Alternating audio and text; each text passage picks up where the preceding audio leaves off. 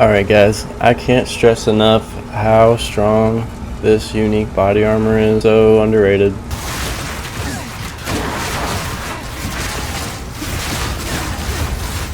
So right here you'll see we take some damage, we get stunned, we get slowed. It's a little ugly, but you can see we're right back up to over.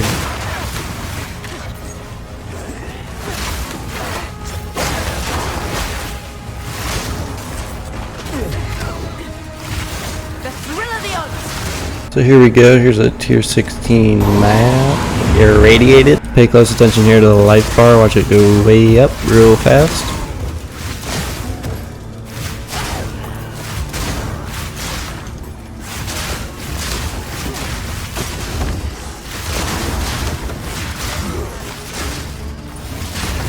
So as you can see, we're just mowing down everything that comes in our way.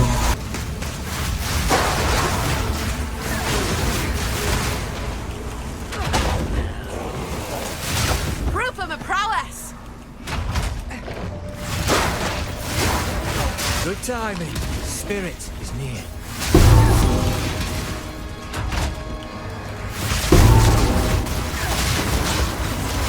This guy here tanked one too many hits that I liked, so I had to give him a couple bonks, show him who's boss.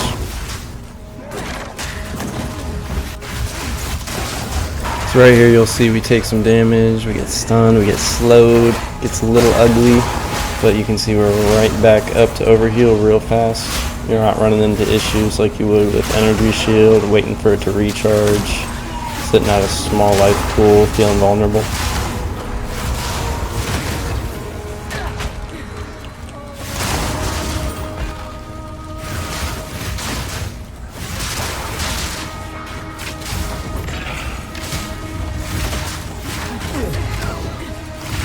The thrill of the odds!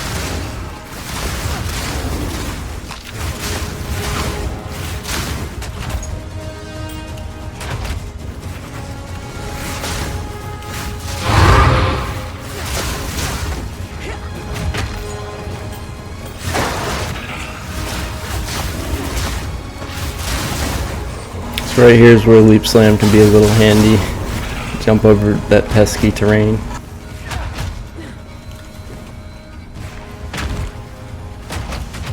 Here's another good example of the survivability with this armor.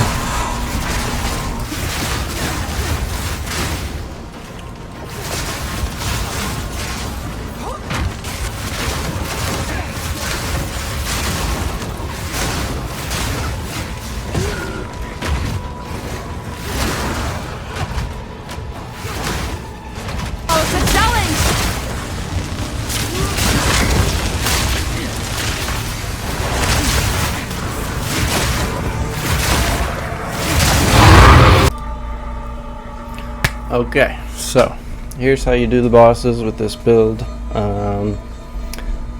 Most of the time you can just camp these socketed gems that I showed in the guide, but if you're going up against a pinnacle boss and you want to make sure you melt him quickly, I would put fire infusion in there, and the rest of these look good. We will jump right in there. We're going to start with our totem, sit by it, gain rage, and then right before the boss spawns we'll place our flame wall, another totem, and then start our gas arrow. And we'll want to be hitting our mana pot and spamming that at the same time we start spamming our gas arrow to keep our mana up. So here we go. We that dreamed, we in nightmare, we that are one. We watch, we wait. Alright, so I'll go over my flasks real quick. I forgot to mention these in the guide. They do become a little bit important as you get to Uber endgame and your gas arrow is level 28 and it's sucking your mana. I recommend this one. The 100% increased mana recovered and some mana recovered from your life to really get that mana going, because we have no problem with our life because we got overheal and constant lifesteal. So and then increased charges, we get to a 120 area ideally. That gives us 12 flasks essentially, and you're just going to be spamming those when you're spamming your gas arrow. And then for our life flask, I like the 30% applied instantly, because you only really need to use it when you're down bad, you see your life, you know, go low, you're like, oh crap, so then you just spam that life flask, everything's okay again, and then you're overhealed real quick because you'll be swinging that mace. Chaos will bring you to your wild and wicked. This beast here. This one hungers.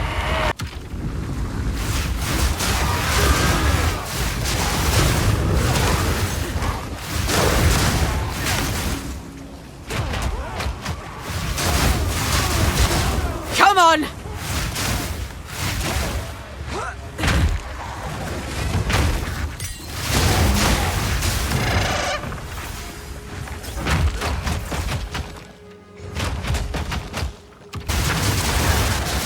Piece of filth! A clean kill!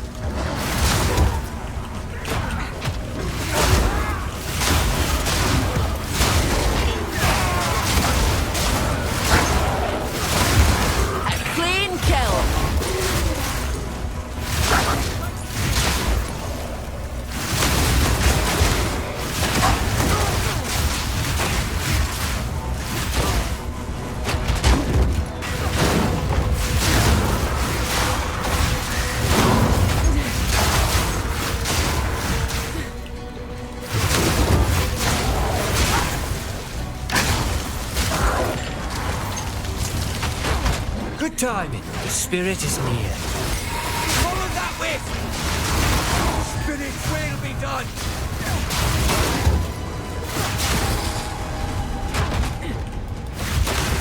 Don't give it a chance to recover. Spirit, guide us. Strike true!